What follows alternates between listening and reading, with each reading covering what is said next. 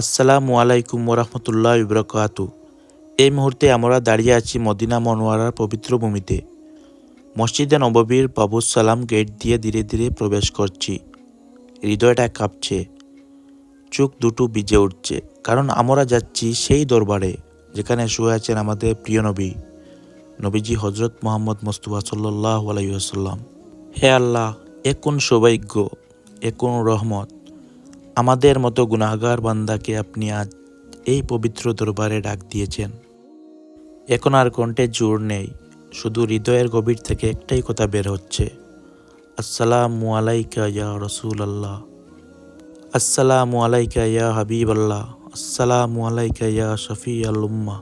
হে আল্লাহর রসুল, আমরা আপনার উম্মত, গুনাহে ভরা, ভুলে ভরা, দুর্বল এক উম্মত।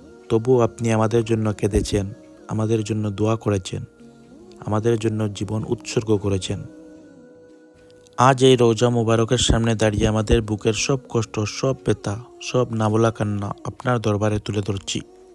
হে নবীজি, আমাদের অন্তরকে পরিশুদ্ধ করে দিন, আমাদের ইমানকে মজবুত করে দিন, আমাদের পরিবার, আমাদের দেশের সকল মানুষ, আমাদের পুরো উম্মাহকে আপনার শাফায়াতের ছায়ায় নিয়ে নিন। এই দরজার সামনে দাঁড়িয়ে কোনো ভাষা আর কাজ করে না, শুধু চোখের পানি বলে দে আমি কতটা আপনাকে ভালোবাসি নবীজি। হে আল্লাহ, আমার জীবনে অনেক দরজা বন্ধ হয়ে গেছে, কিন্তু আজ আপনি আমার জন্য নবীজির দরবারের দরজা খুলে দিয়েছেন। আমি যোগ্য নই, আমি পবিত্র নই, তবুও আজ রওজা মুবারকের সামনে দাঁড়িয়ে আছি। এটাই তো আপনার সবচেয়ে বড় রহমত। হে নবীজি, আমি আপনার কাছে কিছু চাইতে আসিনি, শুধু বলতে এসেছি আমি আপনার উম্মত, আমাকে ভুলে যাবেন না। এই চোখের পানে সাক্ষী থাকুক, আমি গুনাহগার হতে পারি, কিন্তু আপনার ভালোবাসা আমি নিঃস্ব নই।